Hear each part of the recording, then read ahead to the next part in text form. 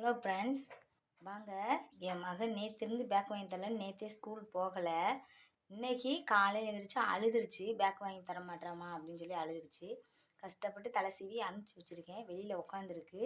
நான் வீட்டுக்குள்ளே இருக்கேன். வெளியில் போய் அந்த பையன் என்ன பேசுதுன்னு பார்ப்பாங்க. பாப்பா என்ன உட்காந்துருக்கா? கிளம்பிட்டியா? வாங்கி தரமாப்பா. ஏன் பாப்பா? எல்லா பேரும் கொண்டு வந்தால் அவங்க இருக்குது வாங்குறாங்க. நம்ம வாங்கிக்கல லேட்டாக அவங்கள ஏன் அவசரப்படுற?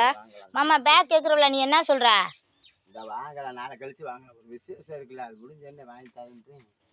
அப்புறம் என்ன பாப்பா? வாங்கி தருவாங்க. என்ன புலம்புற? வாங்க ஃப்ரெண்ட்ஸ், இப்போ நாங்கள் ஸ்கூல் கிளம்பிட்டோம். நாங்கள் இங்கேருந்து 2 கிலோமீட்டர் கொண்டு போய் விட்டோம்னா, அவள் ஏற்கனவே ஸ்கூலுக்கு பேக் வாங்கி தராததுனால கோவத்தில் போய்கிட்டு இருக்கா. அவள் என்னதான் பேசுகிறான்னு தெரியல, புலம்பிக்கிட்டே போய்கிட்டு இருக்கா.